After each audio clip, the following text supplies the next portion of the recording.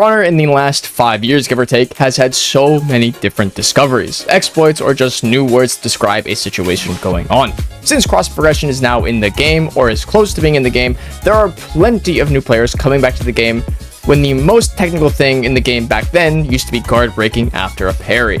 Anyways, I took a lot of time trying to think of every single possible word that could confuse a returning player, so if you want to show some support, hit that sub button. It'd be a great gift to hit 50k before the end of the year, and you could always help make that happen.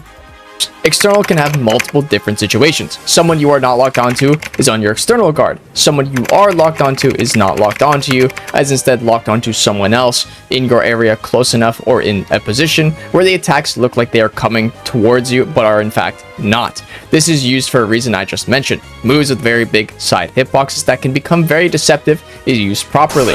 Externals can be used in a defensive category as well, using someone far away to lock onto to use to actively make defending yourself easier from the side instead of all three positions. Revenge tag is the mechanic that allows revenge to build. When one person hits an opponent, they will apply their tag. When someone else hits an opponent that was previously hit by someone else's tag, will also apply their tag. 1 tag plus 1 tag equals 2 tags, and that allows revenge to build. You can tell whenever someone has a tag when their attacker or defender emblem is flashing. The flashing will not be shown to the person who has already put a tag onto their opponent. Keep in mind, the tag system is way more complex than this, and even I myself cannot go into full detail about it, but this is the most bare bones way to describe it. A sentence you most commonly hear this word in is, "Don't hit this guy, he has my tag." Now, optimal ganking, unlike confirmed ganking, are two completely different descriptions entirely. Optimal ganking is when 2 or more people only attack in a gank with moves that are actually effective. This can mean multiple scenarios. Maybe someone is on your external guard using moves that force you into a 50-50 situation instead of the 5 neutral light attacks the casual players love doing. Optimal gankers do not know any confirms or any damage that can be confirmed between their teammates, but can understand things like revenge tags, effective moves, hit stun, and positioning. Optimal ganking is a tough thing to overcome because the whole reason it's named optimal means there's not much you can do about it, but since it's not confirmed ganking, there are workarounds while making correct defensive reads. I'm being optimal ganked on A. Now, confirmed ganking is a whole different can of worms over optimal ganking. Confirmed ganking has little to no actual real counters and come as little as light confirming, guard break confirming, and whole ass combinations between 2 heroes that have no counter and will end when the combo is finished. Is the act of a light attack from a different direction of your teammate's attack. This will drop their guard, allowing your teammate to get a free bash or heavy attack with damage reduction. This gank is counterable by pairing the light attack instead of the heavy attack. While this is hard to pull off without realizing it, it's still possible to counter. Is the act of guard breaking your opponent to allow your teammate to get either a bash follow-up or a heavy attack at full damage. And the last type is confirmed ganking, the full-on combos. There are normally 2 heroes that can chain moves together where you are in hit stun that do not allow you to actually defend yourself. Plenty of heroes are capable of this, even Sohei himself is capable of it. The sentence you hear this normally in is, "These jobless losers are confirming." An excuse to use for why you are losing. No, that's seriously it. Spamming is not a viable strategy ever because spamming indicates that you yourself understand the whole game plan, yet somehow it is still working against you. On a real note, for the people who are just pissed off at that, spamming is the action of a player who is relying on a single move, normally light attacks, to win against a person of a casual to lower skill bracket. The most spammable light attacks are in-chain 400 MS ones. Ocelot, Nusha, and Tiandi are widely known for how easily spammable their light attacks truly are. With different factors like latency and frame rate, spamming could be an easy way out of a fight your opponents can't keep up with the level head against you. This piece of shit is just spamming to win. The action of one opponent refusing to attack you in a gank until you either make a mistake or attempt to punish your opponent, and dropping your guard. Babysitting is a fairly new term in For Honor's vocabulary, and the worst part is that any skill bracket can really do it. Babysitting is one of the most effective strategies in the game and is just standing there and waiting. Babysitting has no real counter other than leaving spawn with a teammate and walking into a fight together rather than outnumbered. But seeing as majority of the For Honor community, including myself for once, cannot keep it in their pants and voluntarily walk into a fight outnumbered, it's a really effective strategy.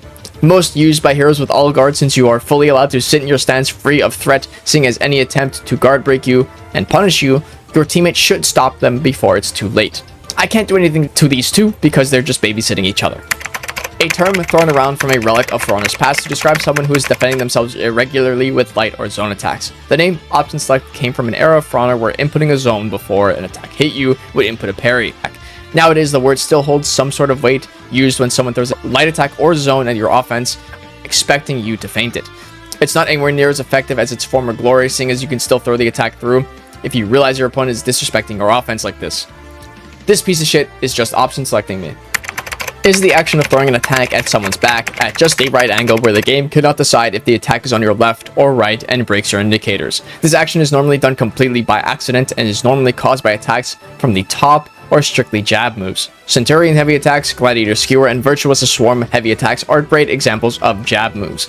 As I said, the action is not able to be recreated flawlessly, but with proper positioning, it's fully capable of being utilized to gain an advantage under certain scenarios. These attacks will most likely never show up from your top indicator and normally caused by any sort of movement between you shifting your character and them shifting their character enough for the game to change which side the attack is coming from. I just got dead angled by this fucking... Is the action of spacing out a heavy attack normally for someone with a large weapon, far enough for the game to have the hitbox connect but the heavy attack to become unparryable.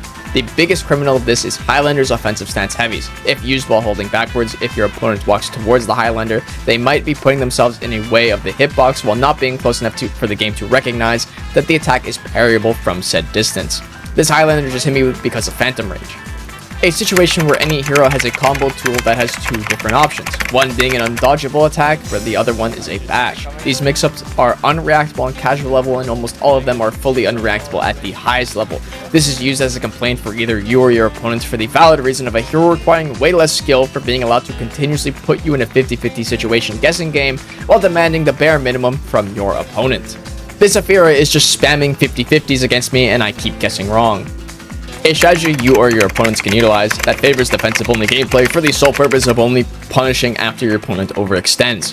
Normally only seen in hyper-defensive heroes that allow them to easily get into their offense, waiting for you to make one mistake. Lawbringer players are great examples of this as they just sit there and wait for something to dodge, bash, or parry, then put themselves in the offense. This can also be used by assassin players who are trying to get deflects for their super cool deflect montage to stroke themselves on while they post it on Reddit, but they themselves say it's not turtling when it justifiably fully is.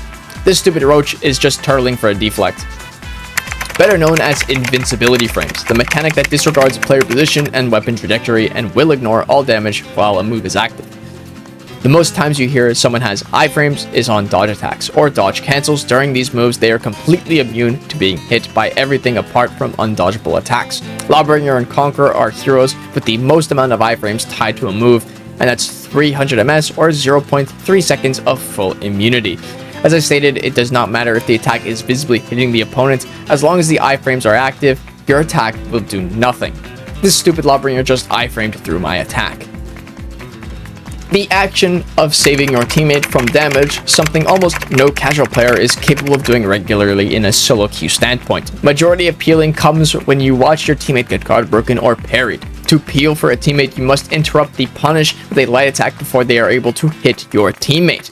In a teamfight, it's very likely that your teammate will eventually get guard broken or parried. It is then your job to make sure that that punish never hits them.